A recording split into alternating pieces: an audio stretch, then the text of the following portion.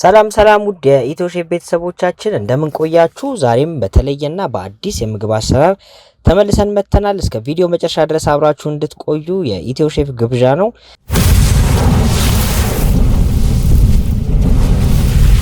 ለዛሬ ዘንላችሁ የመጣ ነው የጎረድ ጎረድ አሰራር ነው። ለዚህ ቻናል አዲስ የሆነችሁ ቤተሰቦቻችን ሰብስክራይብ በማድረግ እስከ ቪዲዮ መጨረሻ ድረስ አብራችሁ እንድትቆዩ እንጋብዛለን።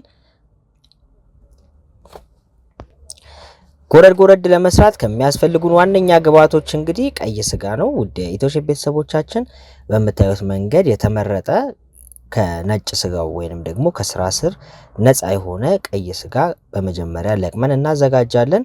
በመቀጠል ለመክተፍ አመቺ አድርገን እንደዚህ በምታዩት መንገድ እናዘጋጀዋለን። ያዘጋጀነውን ስጋ እንግዲህ የምንከትፈው ለአንድ ጉርሻ ወይንም ደግሞ ለአፍ በሚመጥን መንገድ አድርገን በአራት ማዕዘን ቅርጽ ከትፈን እናዘጋጀዋለን ማለት ነው ስጋችንን።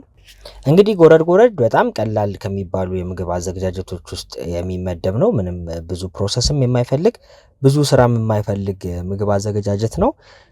ለዚህ ቻናል አዲስ የሆናችሁ ቤተሰቦቻችን በድጋሚ ሰብስክራይብ እያደረጋችሁ የደወል ምልክቷን በመንካት አብሮነታችሁን አጠናክሩ እንላለን። ሌላም እንድንሰራላችሁ የምትፈልጉት ማንኛውም አይነት ምግብ ካለ ኮመንት መስጫው ላይ አስቀምጡልን፣ የምንሰራላችሁ ይሆናል። ሁሌም ቢሆን ስለምትሰጡን ገንቢ አስተያየቶች ከልብ አድርገን እናመሰግናለን። ስጋችንን ከትፈን ከጨረስን በኋላ እንግዲህ መጥበሻችንን ጥደን ቅቤያችንን የተነጠረ ቅቤያችንን እናቀልጣለን።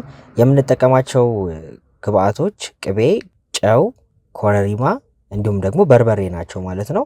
በደንብ ካቀለጥን በኋላ ያዘጋጀነውን ከትፈን ያዘጋጀነውን ስጋ ወደ ተቀላቀለው የቅቤ ውህድ ላይ ጨምረን እንግዲህ አቀላቅለን ማውጣት ነው የሚሆነው ማለት ነው። እንዲህ በምትመለከቱት መንገድ ካቀላቀልን በኋላ በመመገቢያ እቃችን ላይ አድርገን እናወጣዋለን። እንዲሁም ለመመገብ ዝግጁ አድርገን እናቀርበዋለን ማለት ነው። ሁሌም ቢሆን ስለምትሰጡን ገንቢ አስተያየቶች ሁሉ ከልብ አድርገን እያመሰገንን በሚቀጥለው ቪዲዮ እስከምንገናኝ ድረስ ቸር ያቆየን እንላለን። ሰላም ቆዩን።